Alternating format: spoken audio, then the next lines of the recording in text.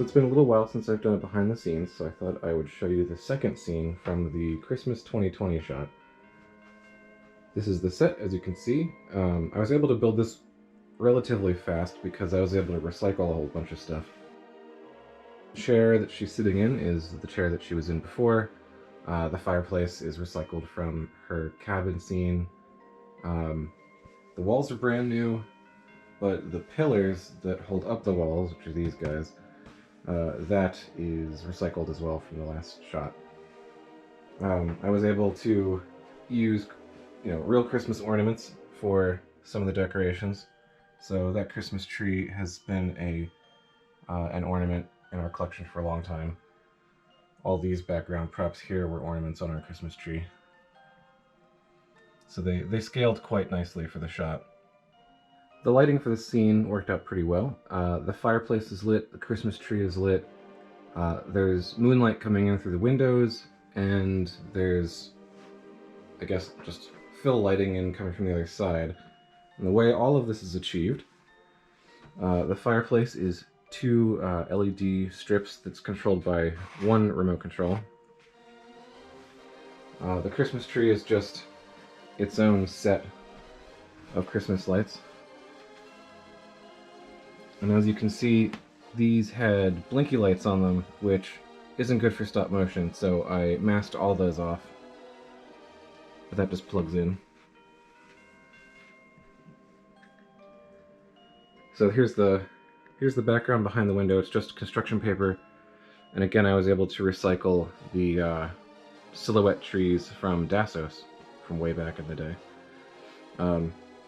This is just an office lamp with a blue gel. So I finally own real gels. I went on Amazon and bought a package of gels, so that'll be nice to have. And then, so this piece of cardboard right here was necessary so that the light wouldn't create a hot spot down here on the background. This piece of cardboard right here just kept this light out of my eyes while I was filming. This piece of cardboard holds the whole thing up. It's not even glued down. It doesn't need to be. And the last light is this light. So this is a light that is on a tripod, and that does the fill lighting for the Fox switch. There's a lot of cardboard on it, and that was kind of a process within itself. So the light was too bright, so I'll try to show you this without, blowing up the camera. This is an orange and a yellow gel on there to make the light seem more incandescent and less LED.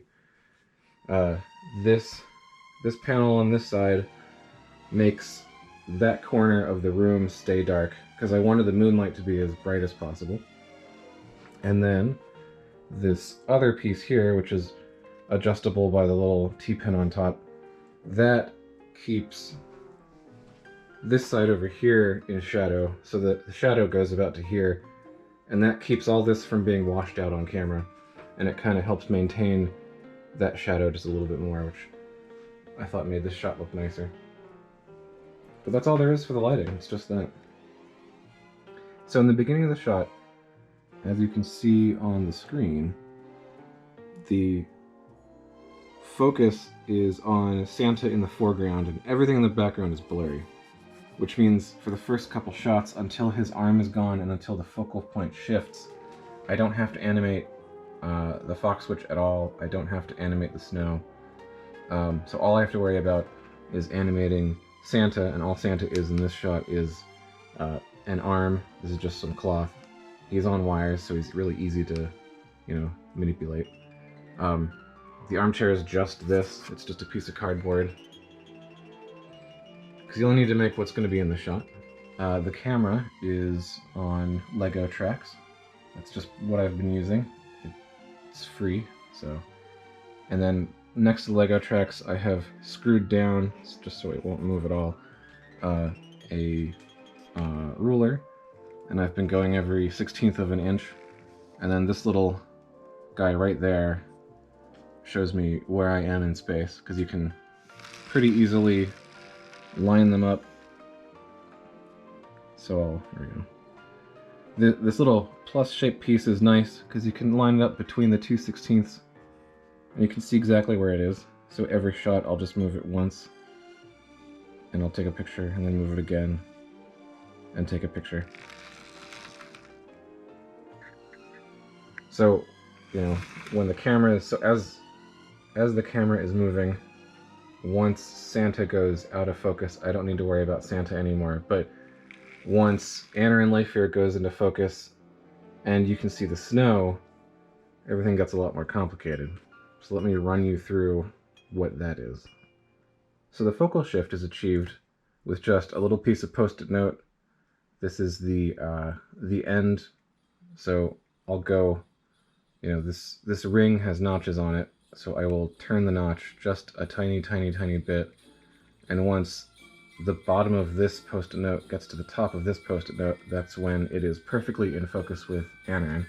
So every shot I'd have to move that, and then move the camera, you know, 1/16 of an inch.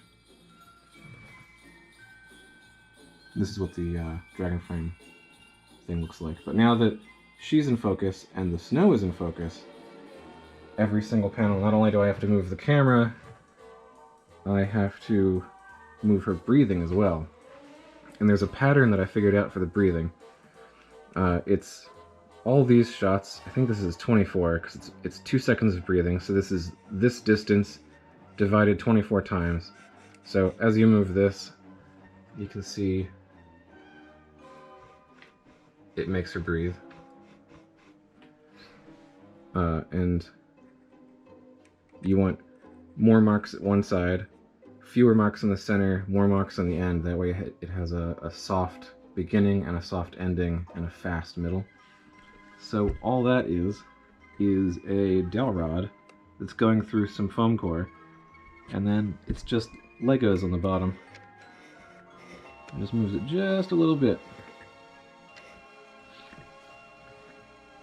So, like I was saying before, there's a pattern, so it's, you move, you know, one shot. Now the cool thing is, the pin is elevated from the surface of this, so that's not great, because if you move around, then the tip of that is gonna look like it's in a different place, but the light behind me never moves, so I'm going off the shadow of the pin, because the shadow will never move.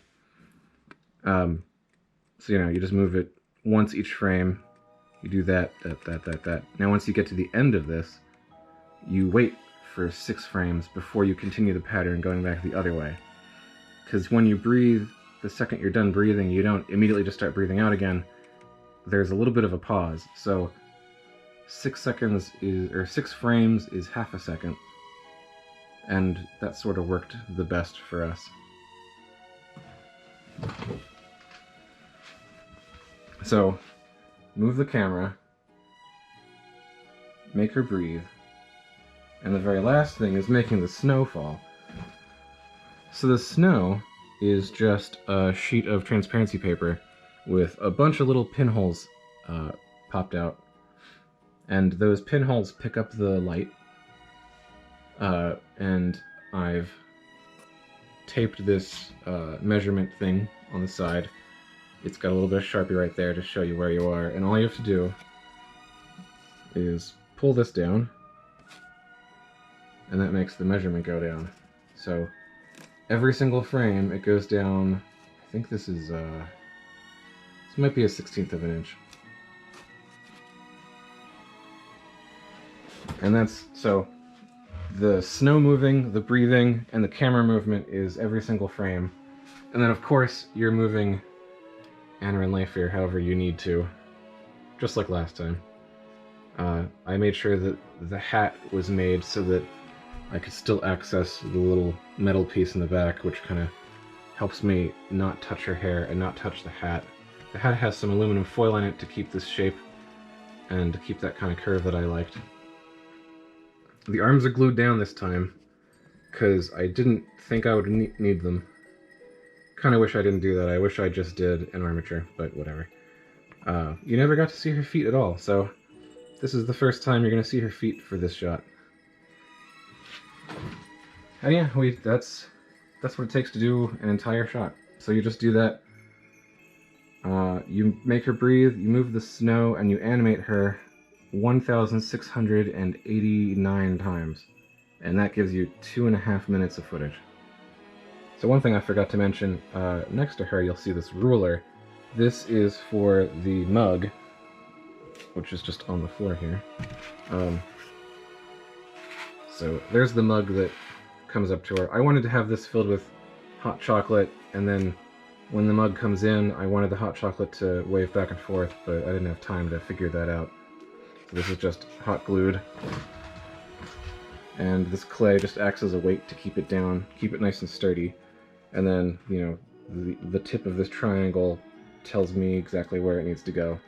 So it just slides into frame and slides out, going about a 1/16 of an inch. Actually, about an 1/8 of an inch that time.